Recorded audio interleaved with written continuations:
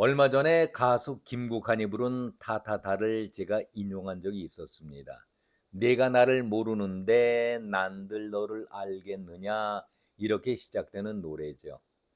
노래말 가사 중에 이런 대목이 나옵니다.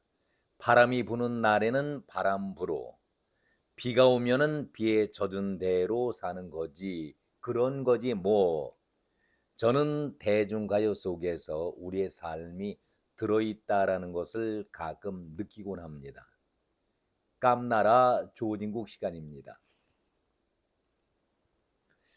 글쎄요, 세상을 살아가면서 자기 혼자만의 생각, 자기 주장만을 내세우고 살아가는 사람들이 얼마나 될까요?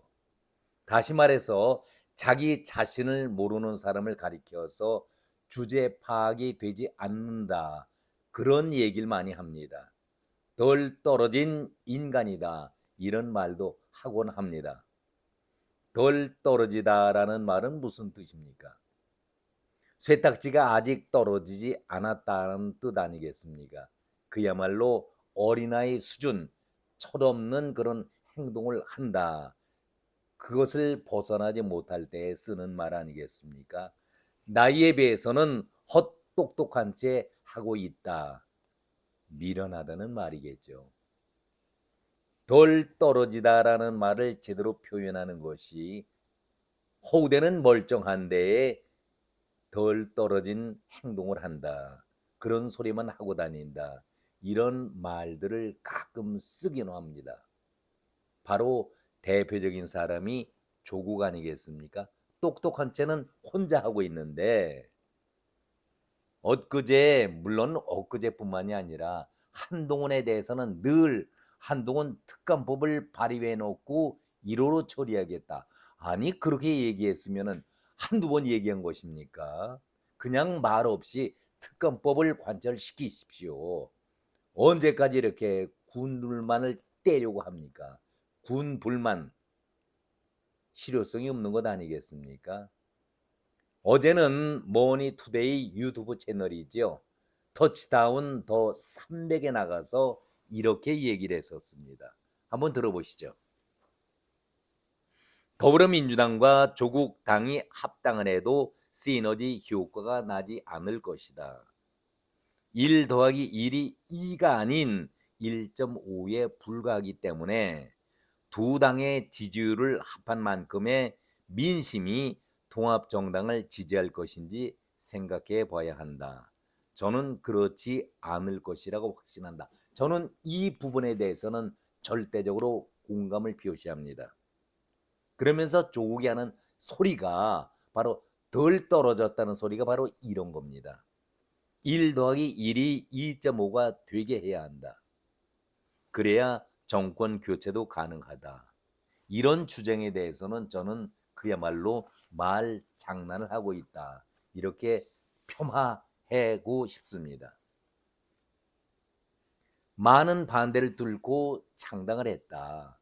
민주당의 상당수 의원이 만류하고 민주당 지지자들은 조국 당이 민주당에 도움이 되지 않을 것이다. 이렇게 비판을 했다.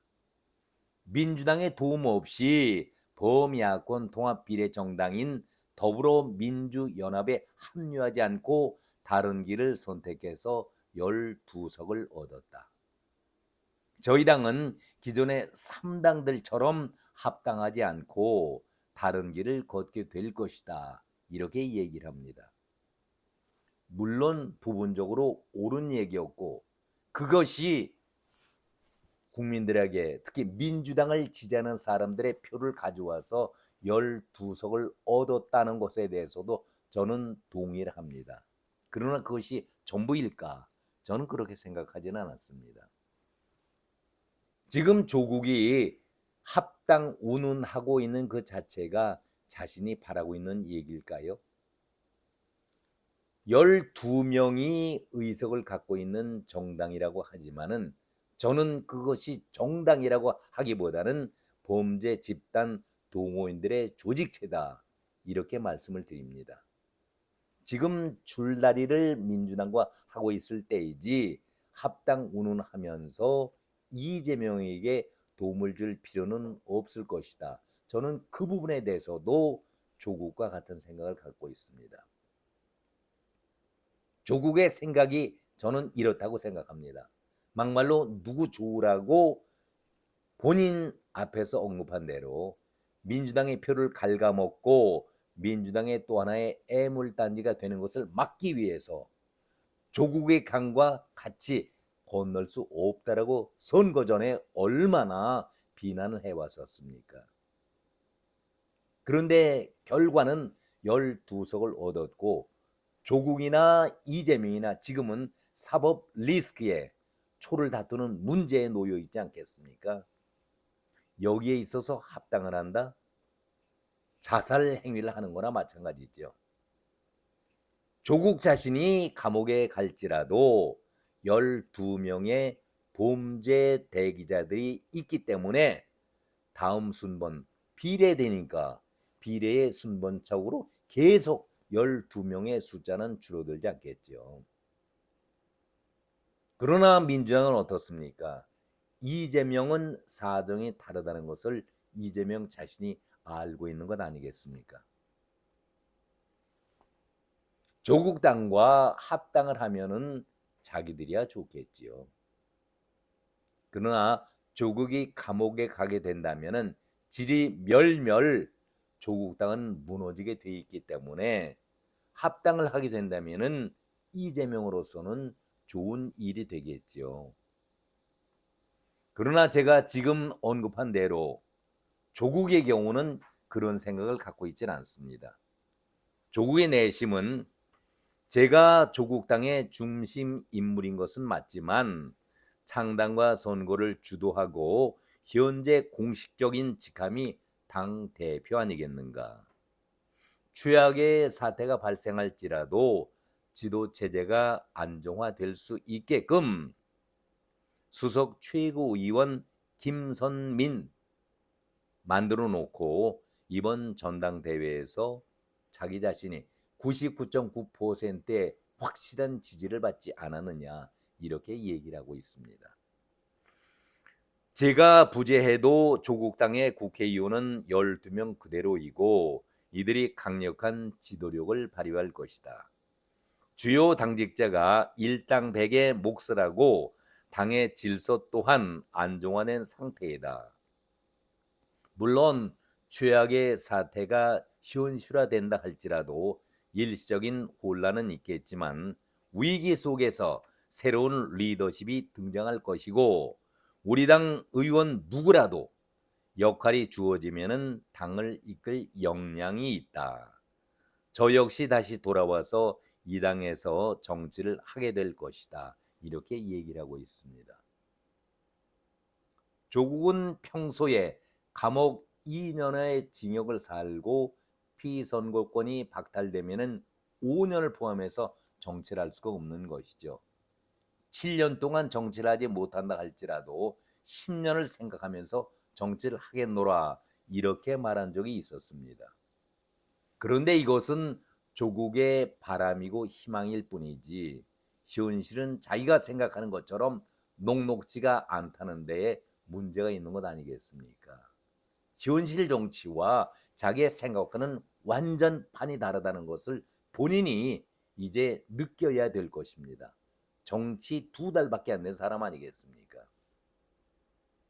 정치는 생물이라고 하지 않습니까? 그래서 눈 시퍼렇게 뜨고 지켜보고 있지만 7년 동안 정치 활동이 금하고 있는데 무엇을 할 수가 있겠습니까? 그리고 자기 당은 누구라도 역량이 주어지면은 당을 이끌 힘이 있다, 지도력이 있다라고 얘기하고 있는데 주요 당직자들이 강력한 지도력을 발휘할 것이다. 이것은 조국의 혼자 생각이지요. 조국 범죄 집단 대기소에 줄줄이 이제 감옥에 갈 사람들이 기다리고 순번표를 번호표를 받고서 기다리고 있는 것 아니겠습니까? 언제 무너질지 모르는데 조국 당이 7년을 기다리고 10년 후의 정치를 생각한다? 글쎄요. 그것은 조국의 혼자만의 생각이다. 그러기 때문에 제가 시작할 때 덜 떨어진 생각을 하고 있다. 이런 말씀을 드린 것입니다.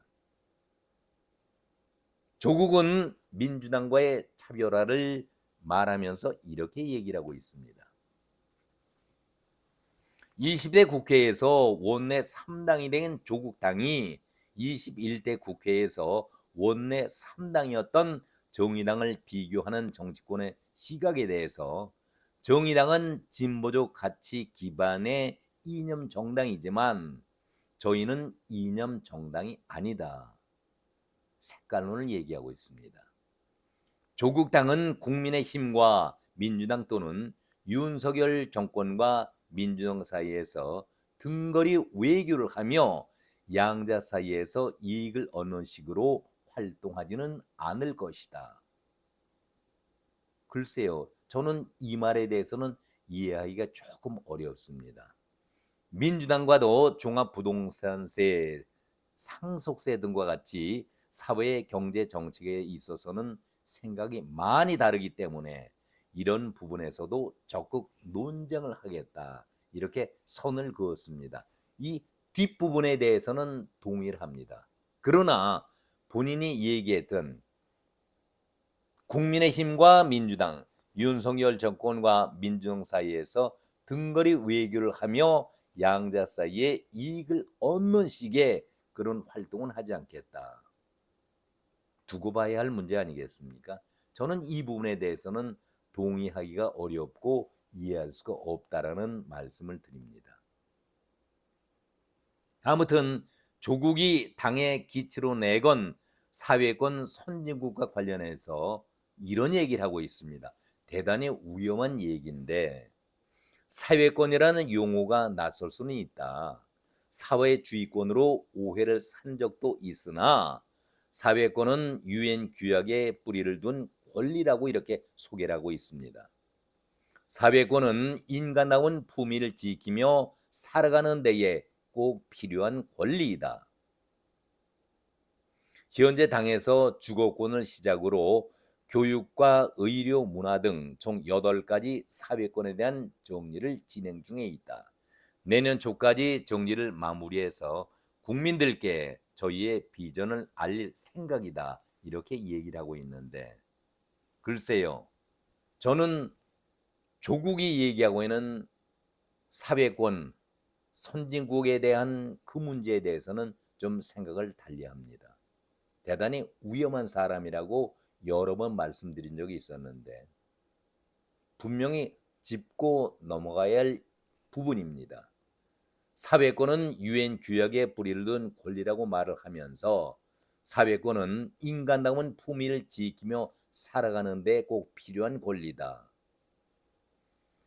현재 당에서 주거권을 시작으로 교육과 의료, 문화 등 8가지 사회권에 대한 정리를 진행 중이다. 이렇게 얘기를 했습니다. 조국이 장관 청문회 때 어떤 얘기를 한 것 여러분 기억나십니까? 자신은 사회주의를 포기한 적이 없었다. 이렇게 얘기를 분명히 했었습니다. 사상적으로 전향할 뜻이 없다라고 분명히 얘기를 했었습니다. 한마디로 북의 생각을 그대로 갖고 있다는 얘기 아니겠습니까? 사상적으로 전향하지 않겠다라고 북의 생각을 그대로 지니고 있다. 공식적으로 자기 자신이 인정을 하지 않았지만은 그런 뉘앙스의 그런 뜻을 청문회 자리에서 밝힌 바 있었던 조국 아닙니까? 사상적으로 저는 확실하게 민주적인 생각을 갖고 있는 사람이 아니다. 저는 분명히 말씀을 드립니다. 그러면서 본인이 어제 인터뷰에서 이런 얘기를 했지 않습니까? 사회주의권으로 오해를 산 적도 있었다. 오해를 산 적이 아니라 자기 자신의 행동이 그런 것을 해왔고 그것을 부정하지 않았지 않습니까? 아주 이중적인 사람이죠. 여기에 가장 큰 변수가 하나 등장을 했습니다. 광복절 복권 대상에 김경수를 포함하느냐 안 하느냐 대통령의 결재가 마지막 순간인데 여러분들은 이 문제에 대해서 어떻게 생각하십니까? 겉으로야 조국은 이재명을 견제하겠다는 마음과 함께 자신은 일단 짧아야 7년 동안 정치를 할 수가 없기 때문에 오히려 김경수의 등장이 반가울 수도 있는 것이겠죠. 자기 자신은 피선거권에 묶이게 된다면 아무것도 할 수가 없는데 이재명이 꼼수 부리면서 재판을 지연시켜 왔던 것 다 알려진 것 아니겠습니까? 3년만 버티게 된다면 판세가 어떻게 돌아갈지 조국으로 볼 때는 불안해지는 것 아니겠습니까? 그러니 싸움질 시키고 구경하는 것도 나쁘지 않겠다. 이왕 나는 정치권에서 멀어져 있는 입장이라면은 김경수의 복권을 바라는 통큰 정치인으로 인식을 심어줄 필요가 있겠다. 국민들에게 그런 생각 들지 않겠습니까? 그러니까 본인 자신은 1타 2매 정도가 아니라 1타 4매 정도의 꽃놀이패를 내가 쥐고 있으니 얼마나 좋겠는가. 이재명과는 완전히 다른 것이죠. 그러면은 반대로 이재명은 어떻습니까? 민주당을 어떻게 정말 온갖 욕을 먹어가면서도 일극 체제를 만들지 않았었습니까? 당헌 당규까지 바꿔가면서 대선 후보로 나서려고 아주 발버둥을 쳐왔던 것이 이재명이었는데 김경수 카드를 만지작거리고 있는 윤석열이 곱겠습니까? 민생 경제를 위해서 작년에 얼마나 많이 대통령에게 면담 요청, 영수회담 하자고 8번씩이나 애원을 했던 이재명 아니었었습니까? 노래를 부르고 있었는데 지금 전당대회를 치르고 있는 민주당 안에서 다시 영수회담 노래를 부르고 있습니다. 무슨 뜻일까요? 왜 지금 이 시점에서 영수회담 문제를 거론하고 있을까요? 지금 이재명이나 박찬대 아부를 떨고 있는 박찬대 직무대행으로 볼 때에는 시간이 없는 것이죠. 대단히 불안해져 가고 있는 것입니다.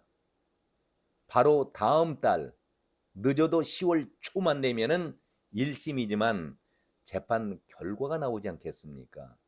그렇게 되면은 민주당은 요동칠 것이 분명해지는데 엎친 데 덮친 격으로 여기에 김경수 복권 문제까지 나온다. 좀 속된 표현으로 해서 미치고 환장할 노릇 아니겠습니까? 그러니 영수회담을 지금 전당대회를 하고 있는 와중에 영수회담 운운할 수가 있겠습니까?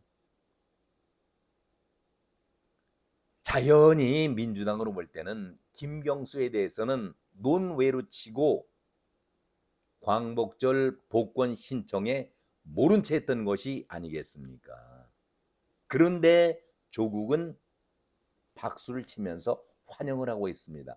사실 조국의 속마음도 김경수의 복권을 달가워진 않겠지만은 그래도 문재인을 지지했던 사람이고 노무현을 지지했던 김경수 아니겠습니까? 겉으로라도 박수 치면서 큰 정치인답게 행동을 하는 이중적인 모습을 보여야 하는 것이 조국 아니겠습니까? 그러니까 이재명과 조국의 셈법이 완전히 다른 것이니까 정치적인 파장이 커질 수밖에 없는 것 아니겠습니까? 저는 이 10월이 민주당이라든가 조국이든가 아주 커다란 고비라고 저는 생각하고 있습니다. 계산이 복잡해지지요. 그런데 여기에 조국이 엇박자에 그것도 부족해서 불난 집에다가 그냥 휘발유도 아니고 폭발력이 되고 몇 배나 강한 신라통을 들고서 붓겠다고 나서고 있는 것이니 얼마나 미치겠습니까? 세상사가 어떻게 다 자기 뜻대로 이루어지겠습니까? 자기 뜻대로 될 수도 없는 것이겠지만은 자기의 생각대로 자기가 마음 먹은 대로 한다면은 또 세상살이 맛도 없는 것 아니겠습니까? 제가 두 가수의 제목 노래를 잠시 인용을 했습니다. 처음 시작할 때는 김국환의 타타타를 인용했었고, 두 번째 결론 부분에서는 김종찬 허스키한 목소리에 저음으로 깔아 부르는 감성적인 가수죠. 당신도 울고 있네요. 이준 줄 알고 있었는데, 이거를 결론 부분에 두 가수의 노래를 인용하고 있습니다.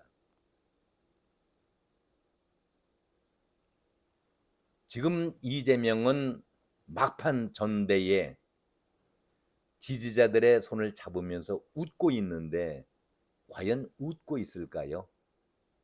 저는 김종찬의 노래를 택한 것이 바로 여기 있다라고 저는 생각을 합니다. 속마음이 시커멓게 타들어가고 있는데 울고 있지 않겠습니까?